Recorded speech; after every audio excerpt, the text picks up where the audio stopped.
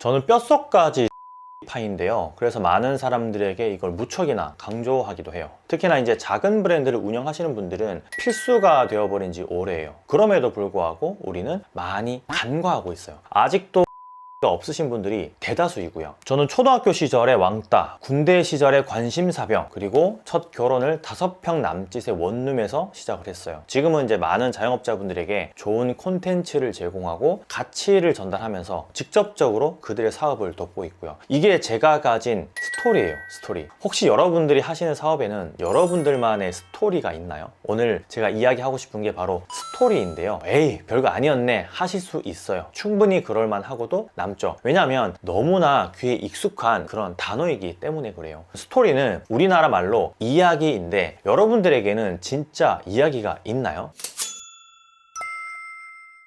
자, 여기 두 개의 똑같은 음식을 파는 식당이 있어요. A 떡볶이집을 운영하는 청년은 노점으로 장사를 시작해서 2년 만에 10평짜리 가게를 얻었어요. 2년 동안 노점을 이용해주신 단골분들에게 감사해서 매달 하루 근처에 있는 그 고아원에 떡볶이를 손수 만들어서 단골들 이름으로 전달을 하고 있고요. 떡볶이만큼은 이 동네 고아원 친구들이 맛있게 먹을 수 있도록 해주고 싶은 게 이 청년의 마음이었어요. 이제 어릴 적 본인은 떡볶이를 마음껏 먹고 싶어도 200원치, 300원치밖에 못 먹었거든요.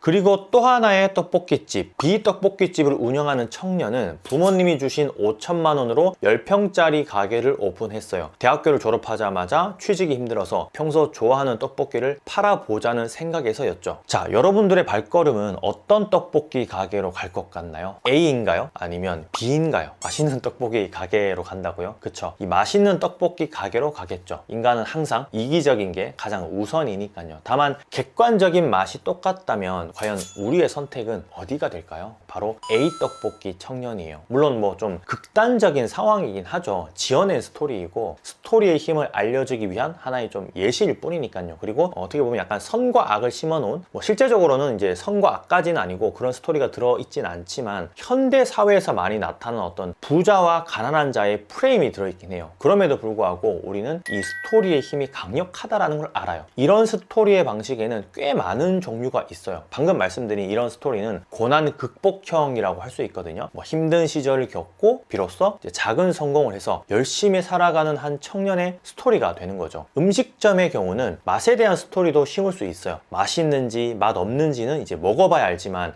스토리에서 이미 맛있게 느낄 수 있게끔 할 수 있다라는 거죠. 자, 매일 아침 아버지가 직접 낚시로 잡은 생선을 바로바로 구워드립니다. 단 한 번도 얼리지 않은 그 어디에서도 맛볼 수 없는 싱싱한 생선, 하루 단 20팀에게만 한정 판매합니다. 자, 이런 스토리는 상상 자극형이 되는 거예요. 맛있게 느껴지는 거죠. 자, 오늘 제가 이야기하고 싶은 건 고난 극복형이든 뭐 상상 자극형이든 아니면 또 다른 무엇이든 우리 브랜드만의, 우리 매장만의 스토리가 있다면 훨씬 더 강력한 브랜딩이 된다라는 거예요. 1억이 있어서 돈 벌려고 오픈한 매장은 동네에 수십 개, 수백 개죠. 하지만 만약 나만의 스토리를 가진 매장이 된다면 그건 지구에서 유일한 그런 매장이 되는 거예요. 제가 지금부터 알려드릴 3가지 우리 브랜드만의 스토리를 만드는 좀 꿀팁을 적용을 하셔서 꼭 나만의 브랜드를, 매장을 멋지게 완성시키셨으면 해요. 자, 첫 번째 스토리를 만드는 팁은 이것만은 하지 말 것입니다. 조금 뜬금없죠? 스토리를 만들라고 해놓고 또 뭐 하지 말라는 것도 뭐야 하실 수 있는데, 천편일률적인 이야기는 스토리에서 반드시 빼야 한다라는 거예요. 단지 스토리만을 듣고 공감이 됐든 상상이 됐든 이해가 됐든 스토리로 승부를 봐야 된다라는 거죠. 맛있다, 좋다, 뭐 이런 게 바로 좀 그런 거예요. 맛있다라는 이야기 하지 않아도 돼요. 좋다라는 이야기 하지 않아도 된다라는 거예요. 스토리만 듣고도 기억나고 생각할 수 있게끔, 아 맛있겠구나, 좋구나 하는 게 우리의 가장 궁극적인 그런 목적이니까요.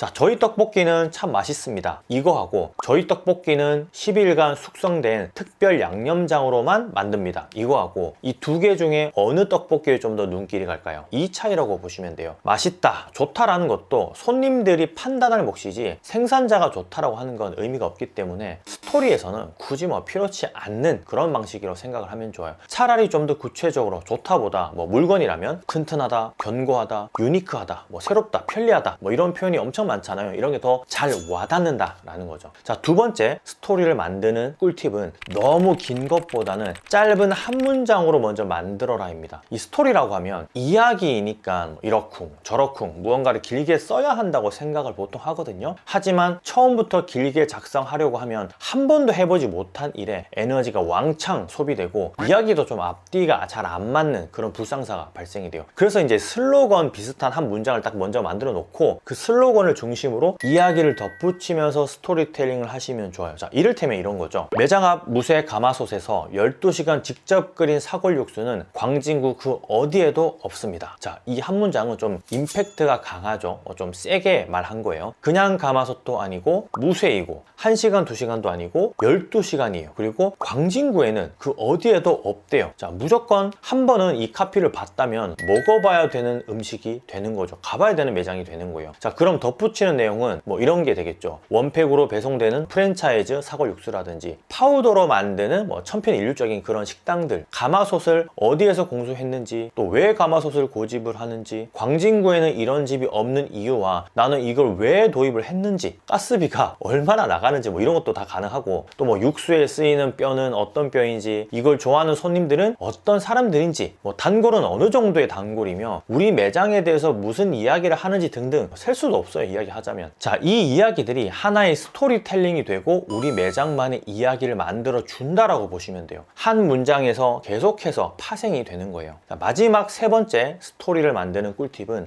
너무 어렵게만 생각하지 말자입니다. 앞서도 제가 조금 말씀드린 부분인데, 만약에 우리는 무쇠 가마솥을 사용하지도 않는데 무슨 수로 스토리를 만들어요? 할 수 있겠죠. 하지만 이건 단순히 식재료 하나에 대한 스토리를 제가 말씀을 드린 거고, 스토리의 주제는 너무나 다양해요. 그래서 어렵게 생각하면 한없이 어려워지고 시도조차 하지 못하는 사태가 벌어져요. 제가 원하는 건 뭐 누구나 스토리를 만들어서 조금 더 손님들의 머릿속에 잘 인식되고 기억되면서 또 천천히 브랜딩을 할 수 있는 여건을 만드는 거예요. 그렇기 때문에 어렵게 생각하지 말고 더 짧고 임팩트 있게 슬로건을 만들어 보면 좋아요. 식재료가 아니라 뭐 예를 들면 40년 평생 부대찌개만 만든 집, 총 22가지의 신선 재료가 들어가는 떡볶이, 뭐 태어나서 스테이크만 2000번을 먹고 만든 스테이크, 뭐 냉면은 육수가 아니라 면발, 겨울에는 자고로 겨울 냉면, 뭐 여름에는 자고로 여름 육개장 등등. 뭐 이건 제가 그냥 방금 머릿속에 떠오르는 걸 그냥 막 뱉은 건데, 어쨌든 누구든 짧은 슬로건을 만들 수 있고 거기에 살을 붙이면 스토리가 돼요. 그렇게 많이 어렵진 않죠. 이런 스토리는 매장 한 켠에 붙이든 메뉴판에 삽질을 하든 또 수저통, 테이블보, 휴지통, 화장실 등등 손님들이 한 번쯤 볼 수 있는 곳에 표기를 해놓으면 자연스럽게 스토리를 인지하게 돼요. MZ세대들은 이런 스토리를 인스타그램이나 플레이스에 아주 자연스럽게 주기적으로 이제 조금씩 계속해서 이제 노출을 시키고 적는데, 그 친구들은 우리가 학교에서 배우지 않았던 이런 마케팅을 학교에서 은연중에 배우기 때문에 아는 거예요. 이 마케팅 과목이 있는 건 아니지만 워낙 중요한 항목이다 보니까 틈틈이 학교에서 이 단원을 공부할 때 조금씩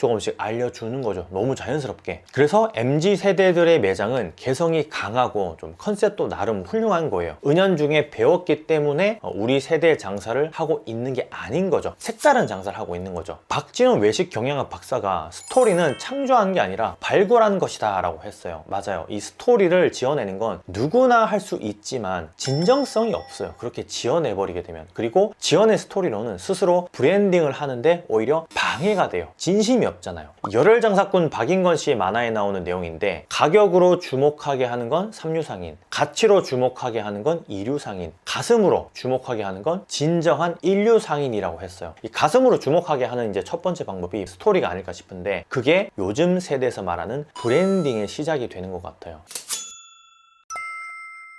오늘 한번 여러분들만의 스토리를 한번 만들어 보면 어떨까요? 댓글로 짧은 슬로건을 좀 적어 본다면 스토리텔링에 좀 도움이 되지 않을까 싶어요. 지금 이제 막 떠오르는 대로 막 갈겨야지만, 그래야지만 이제 브레인스토밍이 되는 거 아시죠? 자, 오늘 콘텐츠는 여기까지고요. 곰프레이만 들어가 볼게요. 도움이 되셨다면 좋아요 잊지 마시고요. 감사합니다. 많이 파세요.